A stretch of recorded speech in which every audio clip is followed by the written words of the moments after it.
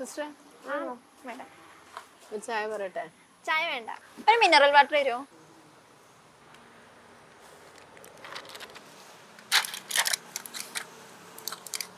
എന്താ സിസ്റ്റർ ഈ സമയത്ത് ഒരു ഗുളിക? ആദ്യം വേണം, രാവിലെ കഴിക്കാണ്ടായിരുന്നായിരുന്നു. അപ്പൊ ഭയങ്കര തിരക്കായതുകൊണ്ട് കഴിക്കാൻ പറ്റിയില്ല. തിരക്കായോണ്ട് ഗുളിക കുടിക്കാൻ സമയത്ത് പറ്റിയില്ല. പക്ഷേ അതൊരു എക്സ്ക്യൂസ് അല്ല. ഒരു 30 seconds പോലും വേണ്ട നമുക്കൊരു ഗുളിക കുടിക്കാൻ. നമ്മൾ പേഷ്യൻസിനോട് പൊതുവെ പറയില്ലേ, നിങ്ങൾ തന്നെയല്ലേ ബിഫോർ ഫുഡ്, ആഫ്റ്റർ ഫുഡ്, ഭക്ഷണത്തിന് മുമ്പ് കഴിക്കേണ്ട ഗുളികയുണ്ട്, ഭക്ഷണത്തിന് ശേഷം കഴിക്കേണ്ട ഗുളികയുണ്ട്, ഭക്ഷണത്തോടൊപ്പം കഴിക്കേണ്ടതുണ്ട്.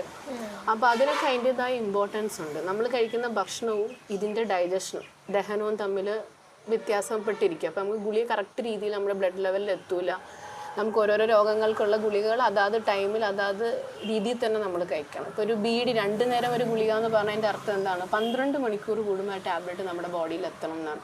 3 നേരം എന്ന് പറഞ്ഞാൽ 8 മണിക്കൂർ ഗ്യാപ്പിൽ, 24 മണിക്കൂറിനെ 8 മണിക്കൂറായിട്ട് ഡിവൈഡ് ചെയ്ത് 3 നേരം, മനസ്സിലായില്ല? അപ്പോൾ അങ്ങനെ കൃത്യതയിൽ ടാബ്ലറ്റ് കഴിച്ചാൽ മാത്രമേ ഉള്ളൂ നമ്മുടെ ആ ലെവലിൽ നമ്മൾ ആഗ്രഹിക്കുന്ന രീതിയിൽ, ഡോക്ടർ ഒരു ഉദ്ദേശിച്ച രീതിയിൽ ബ്ലഡ് ലെവലിൽ നമ്മൾ ടാബ്ലറ്റിൻ്റെ ലെവൽ എത്തുള്ളൂ. അതിനനുസരിച്ച് നമ്മുടെ രോഗം മാറുള്ളൂ. തൈറോയിഡിൻ്റെ ടാബ്ലറ്റ് ഒക്കെ കണ്ടില്ലേ, എംപ്റ്റി സ്റ്റൊമക്കിൽ കഴിക്കണം നിർബന്ധമാണ്.